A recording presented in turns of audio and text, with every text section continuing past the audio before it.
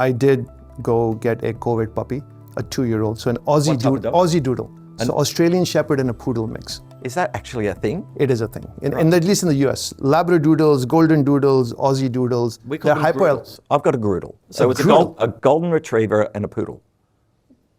A Groodle. And what do you call it? A Goodle? Aussie Doodle. An Aussie Doodle. Yes. I think that means something else in our country. And I'm not just saying it because of this, but it's hypoallergenic. So anyway, that's a whole different conversation. Right. How old is this dog? Just under 2 years. And name? Ziggy. Ziggy? Yes. That's a good name. Ours is Hudson, because I'm an Aliens fan. Remember the movie Aliens? I love that film. Hudson. There you go. It was Ziggy Marley. I think we've gone off script. No, it's all good. This is important. So let's spend a minute, if we could, on ecosystems. Yep. Right? I mean, VMware, of course, we're part of an overall solution. It takes a village. You're a customer, but also a partner. How have you think about ecosystem, and not just the VMware side of it, but your broader set of relationships? Has that thinking evolved in how you deliver an end solution? 100%. So it comes firstly from, I think, a management perspective that says we're going to deliberately be brilliant at a few things. Right. And we're going to look to partner with other people that are brilliant in the other things that we're not choosing to be brilliant in, rather than to be a jack of all trades for everyone. And once you start from that philosophy, then you then move into, well, what is our process to evaluate who is brilliant at the things that we would like to partner with, so we've got a holistic solution for a customer. So one of the things that we do, and I think I mentioned it to you, I'll be over to Palo Alto very shortly. We get on planes and we jump around the world and we look for the right partners and we look for the right tech to be able to bring that to market here in Australia. I mean, we're a small market in terms of the global sphere, but we want to punch well above our weight in terms of the innovation that we bring for our customers, because many of our customers are competing on the global stage, so we need to be able to keep up with that. So firstly, we look for the tech. The next thing we look for is culture. Does the company that we're partnering with really get us and really get the type of customers that we're trying to go and win? And we spend a lot of time with people like yourself, Zia, and a lot of your fellow executives and peers to really make sure that we're well aligned with our joint objectives. And look, one of the challenges with that, and I'm sure many other companies see this as well, the metrics that determine my success might not be the same metrics that determine yours. So spending lots of time getting in a room going, hey, at the end of the year, how are you going to determine your success? This is what we're trying to measure our own success by. And can we get an alignment on these numbers? Because once you do that, that'll spill out a whole heap of projects that you can see a joint outcome from. So that last point, I'm like all over that. And I mentioned this, we had a partner leadership summit here yesterday, where too many companies focus on what can you do for me? Yep. What's my slice of the pie? I'm getting 6.5%, you're getting 7%, that's not fair. As opposed to the proverbial kind of size of the pie. Yeah. And it's very important, for VMware to truly understand what are the metrics that are important to you. Yes. We want you to build a significant VMware business. We will benefit from that. But if we just look at what we're getting and just focusing on that, it never happens. So I'm completely with you on that and glad you mentioned that. So to shift from the kind of a broader conversation, technology conversation, a little bit to Macquarie Telecom and the operations and a little bit your leadership. The last 2 years has had, again, because of the pandemic, so-called great resignation, if you will, hybrid work, retaining people. It's interesting that the now former CEO, I guess, of DocuSign wrote a great article where he said it's not about the great resignation, it's about the great embrace. We need to kind of not be concerned about people leaving. We need to really figure out how to keep them and how to make sure that we have a value proposition. So how is your leadership style or your leadership kind of operating model evolved in these last couple of years? Gee, it's an interesting question. It's the barbecue stopping conversation of 2022, isn't it? It is. How many companies are demanding that their staff are coming back to work? What days are they coming back to work? Are people burnt out after COVID and looking just for a natural change? Does the great resignation mean that they're resigning from us and going to a competitor, or are they doing a sea change and changing industries altogether? Like, these are the rich tapestry of conversations that we're having with staff. And by the way, I don't think there's one answer to that question. I think the answer is listening. Because in the past, I think we've taken staff management to be a paint by a roller situation rather than paint by a brush. What do I mean by that? Well, you can't just have one policy now for all of your staff and paint it with a brush. You've got to sit down individual by individual. What are you looking for out of your career with our organisation? What are you looking to achieve during your time with us? And even if that we can't satisfy that, how do we make sure that we're still embracing your needs during the time that you are with us? I think if you can take that approach, then you become an employer of choice for other people that might be looking to come into an organisation like us, even though you might be losing some staff at the back end. Every customer I'm speaking to, every partner that I'm speaking to, was seeing a lot of turnover of staff inside their organisations. So I think it is about trying to embrace the staff that are there, but acknowledging you're not going to keep everyone. And by the fact, you're never going to keep everyone. You're going to, and that's healthy for an organisation too. But it's also allowing the conversation to happen between staff members and the organisation about what are you looking to achieve in your career during the period of time that you're with our company. And really understanding that down to the individual level. And it's interesting. I mean, the switching costs have almost gone down to zero, right? Yeah. I mean, you can end up on a Friday, put your laptop in a FedEx or DHL box, send it away. You're disconnected from your email. You enjoy the weekend. Monday morning, you get another laptop. You have a URL. Correct. You sign up, and you've changed your job for 20, 30,000 more or whatever it is. And that certainly is a challenge. Do you have a policy on work from home, come into the office? Are you enforcing something? We are. And I'm really passionate about this issue because we know we're better together. And one of the deep frustrations that we saw with staff when they were working from home was the lack of actual face-to-face interaction was causing a different type of burnout. I'll talk to my IT staff. Well, let's go there. Normally what would happen if they were in the office and they had a problem, they could turn to you, Zia, and say, I've got this problem with this thing, and it'll be solved within a minute. When they were working from home, they were having to book an appointment to do that with Zia for 15 minutes. Right. So even though they liked working from home, they found that their days were longer. They'd start at 8 o'clock in the morning and not finish until 9 o'clock at night, and they were suffering burnout. And they didn't necessarily have all the skills in place to make sure that they'd blocked out certain times of the day to get that refresh. So we've actually moved to mandating that staff are back into the office on a Monday, Tuesday and Thursdays. And they're the days that we bring people in to collaborate because we know we're better together and you get more efficient with the time that you are working. Do you track that? Yeah, we do. And it's really important that we do that because we also have a conversation with people that if you're not in the office on the day that I might need to speak to Zia on a Monday and you've chosen to work from home, then you've actually let the team down because they were depending on you to be there at that time. And is that regardless of role? Yes, regardless of role. Me, from the CEO all the way through to our receptionist is the way that we've embraced that. Now, on the other side of that, we've given permission for staff that, well, actually we enforce it, that everyone works from home on a Wednesday. So on Wednesday you work from home and we block out the diary after lunch. On a Wednesday, it's your own private time to do whatever research you want to do, write that proposal, read that document, just SWOT on some type of certification. So no internal meetings on a Wednesday afternoon. And then Friday, we make it optional whether you come into work or not. So when sort of Wednesdays and Fridays is work from home days. And that's worked really well. Now, is that the right answer for everyone? No. There's some people who don't like that. There's some people who love that. There are some people like me, because I'm sad like this. I would like to be at work every single day because I'm a people person. But we've built a business that is very much face-to-face. And it is about leadership and knowing what you stand for.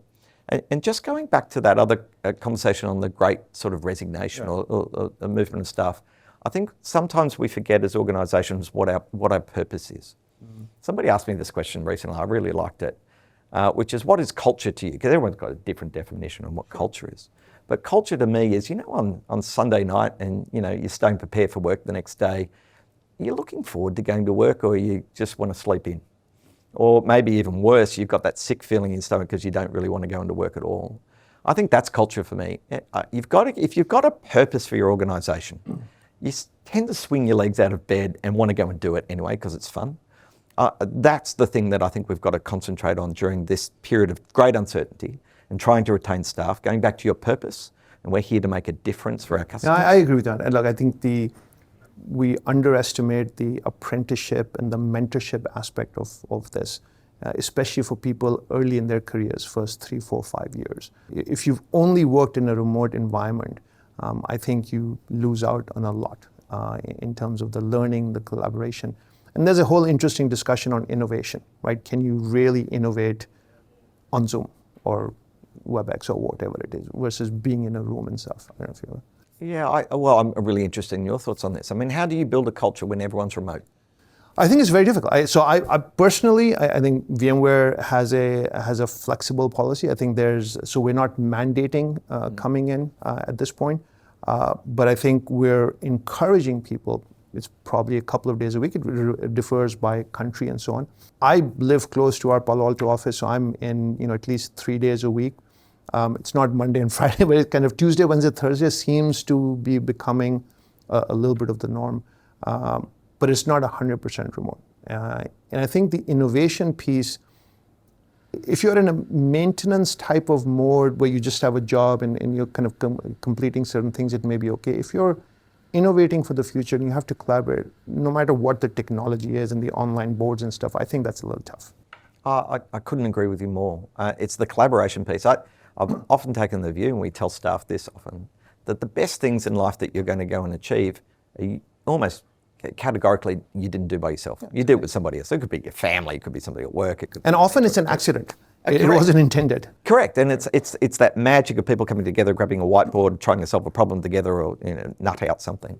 It's that collaboration piece. I think whilst you can do that remotely, and we've used all sorts of new tools to sort of make the most of what was a bad situation being at home. A lot of people like working like that as well. So again, it's not paint by a roller, paint by a brush.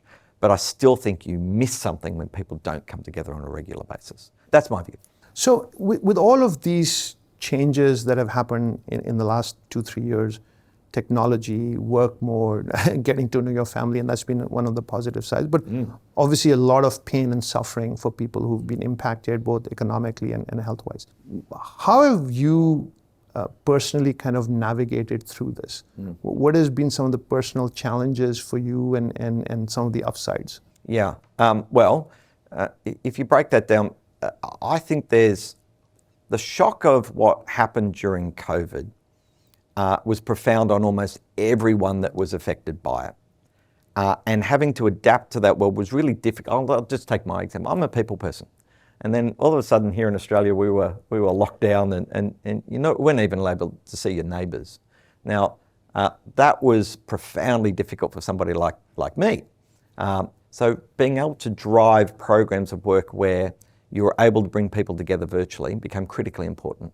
So we were able to bring people together by doing all sorts of innovative things. One of our customers, I think I mentioned, was Domino's. So we arranged for the whole company to be sent a pizza at exactly the same time, right across the nation, to bring people together, and we shared that experience online. So bringing people together. And not losing that, because that cultural element, we drew down, I think, a lot of the cultural capital that we had invested in when people knew who we were and what we were about. But even then, we're starting to get that turnover of staff, and very difficult to induct people when they're remote. So we had to come up with new ways of thinking and touching and engaging people during that period of time. I think, therefore, it's just as important as we come back to work to reinforce how important it is to come back together.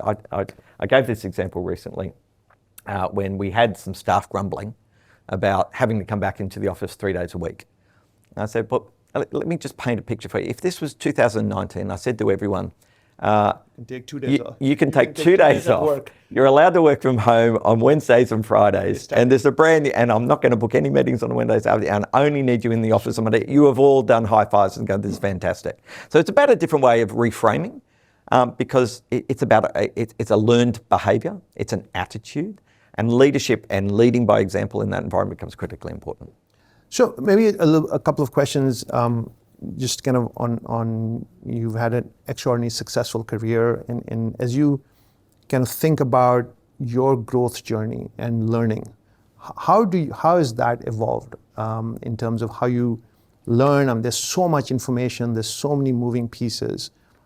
Has that approach evolved or changed at all? Oh, see, I don't know about you, but the further I've gone into my career, the more I've realised how little I know. And I think you start out your career trying to impress everyone with your knowledge, And then very quickly over time you realise that that's not the whole answer. So I would hope over time I've become more humble with being able to come to work and go, I don't know the right answer here. And getting people in the rooms going, what do you think? And tell me what you would do in this situation.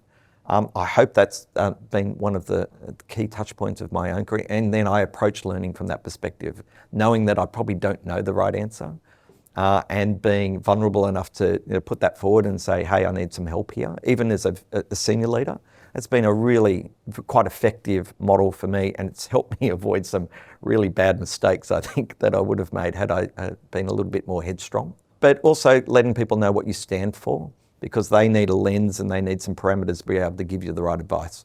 So in other words, we know where Luke is sort of wanting to go. He's bumping off the bumper rails here a little bit, but we can steer him in the right direction. As an organisation, you can get to the right outcome. I think that's probably been primarily one of my major learnings. And just listening more. I spend a lot of my time driving to and from work on the phone, just listening and talking to staff and customers. I find that fascinating. I think I've become a better listener over time. I think. I don't know, you'd probably need to ask my wife. She would probably argue with me not. No, I have two daughters, and as they were growing up, I said, there's a reason God has given you two ears and one mouth. Yeah. It's like listen twice as much. You can learn a lot. There's too many times in meetings where people feel that they need to talk, and it's amazing as you just kind of step back and look at the dynamics and really give everybody a voice and try and understand what that is. Any failures or mistakes you're most proud of, and what you learned from it? Oh, failures that I've made that I'm proud of. What you've learned from it, and the ones that you kind of really personally got something out of. I mean, we always all screw up regularly. On a daily basis, probably, I would think. I think my biggest failures in the past of not acting soon enough when I had a gut feel that I knew what the right thing was to do. Probably procrastinated for too long. I read a wonderful book recently. It was called 4,000 Weeks. Can't remember the author, but 4,000 Weeks. What's 4,000 weeks mean to you? A lot of repetition, and that's the first thing that came into my mind. 4,000 weeks is, if you live for the average lifespan, how long you have on the planet. Is that awake or asleep? No, that's just full on the time. planet. So you take 80 years worth of life times it by 52, you come up with 4,000 weeks, right? And so that's all you've got. And then when you actually break that down and go, actually that's not a lot, because a week flies by, doesn't it? Goes by, oh my goodness. And so I now worry about procrastination. I now worry about looking at that week and really, was I able to move the ball forward? Did I achieve the things that I need to get achieved? And it's even worse when you start, I'm 50, and you start to look at, well, how many weeks do I have left? And this issue of that gnawing feeling in your gut of something that you need to do, need to say, need to learn, need to achieve, need to tick off, need to spend time with, becomes critically important when you break it down to weeks. That's been a really quite profound thinking for me. So if I look back on my failures, it's been just stuff that I knew I should have done, and I sat on it. I don't know why. So that's probably my biggest learn. And so, I mean, while all of this is going on, how do you center yourself? How do you relax and kind of re-energize yourself? A couple of things. You've always got to go back to your purpose. What gets you out of bed in the morning, and what are you trying to achieve? And if you're really clear on what that is, and for me, it's always about making a difference. We are not the biggest telecommunication player in the Australian market, but I know we punch above our weight, and I know that we can make a difference to our industry and customers. If you get a group of people that are aligned on that same journey, then that's a really energizing sort of way to swing your legs out of bed. But it's also, you need to then balance that with making a difference in all sorts of other ways. If you have a concept in your head that my job in life is to make a difference for other people or customers or your family or whatever it is, then it really just centers you then, okay, where am I spending my time and how am I making a difference? And then you turn that back. I'm a big believer now of New Year's resolutions. Just do you keep them? Yeah, I do. How many do you make? Like 1, 2, 10? I love this story, because I had this conversation with my dad. My mum passed away about 10 years ago, and he was in a bit of a funk after a couple of years of grieving. I said, come on, Dad, what are you doing? We need to get out and about. You need to start doing things again. He goes, no, you're right. And I said, you need to get some hobbies. And he goes, yeah, I know, you're right. Well, what hobbies do you do? And I went, I didn't have any, right? I had just my work and my family. So every year now I pick one thing to do, just one thing to do, and I do that in that year. So it was run a marathon one year.